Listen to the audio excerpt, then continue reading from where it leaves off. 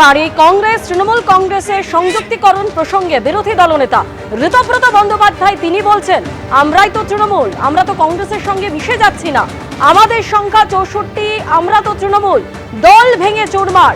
এই নিয়ে আর কি বললেন ঋতব্রত বন্দ্যোপাধ্যায়, শুনুন। এখন আমরা তো এখানে তৃণমূল কংগ্রেস, আমরা তো মিশে যাচ্ছি না, কিন্তু আমরা রয়েছি তো তৃণমূল কংগ্রেস। মানে আমি এখন সংখ্যাটা, এখন এগুলো তো সেপারেট চিঠি করতে হবে, করব। সংখ্যাটা 64 পেরিয়ে গেছে, কালকে বলবো হয়তো 65। কাল যখন সেই এমএলএ আসবেন তখন বলবো 65। স্বাভাবিকভাবে আমরাই তো তৃণমূল, কে কোথায় কার সঙ্গে দেখা করলো আমরা কি বলবো? মিশে যায় কংগ্রেস আর তৃণমূল, তখন কি হবে? আমরা মিশছি না, আমরা কংগ্রেসের সাথে মিশছি না, দায়িত্ব নিয়ে বলতে পারি। আমাদের পরিষদীয় দল আমরা, এবং আমি এমপিদের যাদের সঙ্গে কথা হয়েছে তারাও কংগ্রেসের সঙ্গে মিশছেন না, এটাও আমি তাদেরটা তারা বলবেন, কিন্তু এটা আমি শুনেছি তারাও মিশছেন না। তো সংখ্যাগরিষ্ঠ এমপি কংগ্রেসের সাথে মিশছেন না, সংখ্যাগরিষ্ঠ এমএলএ, সংখ্যাগরিষ্ঠ মানে কি এখন তো সংখ্যাটা উত্তরোত্তর বৃদ্ধি পাবে, তারাও মিশছেন না।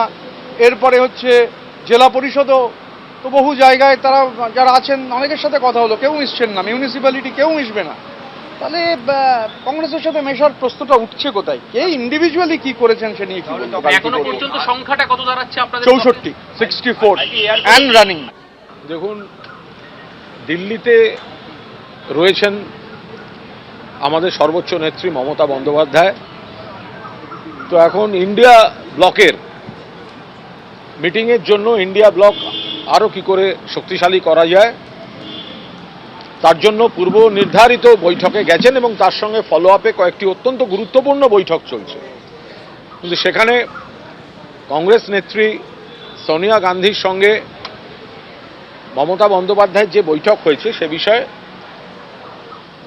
কোনো মন্তব্য করব না, কারণ দুজন শীর্ষ নেত্রী বর্তমান পরিস্থিতি নিয়ে আলোচনা করেছেন, ফলে সেখানে আলাদা করে এই মুহূর্তে এখান থেকে কোনো মন্তব্য করার কোনো অবকাশ নেই।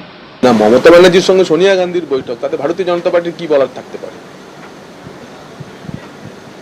উনি প্রত্যাখ্যাতা এবং পরিত্যক্তা একটি প্রোডাক্টে পরিণত হয়।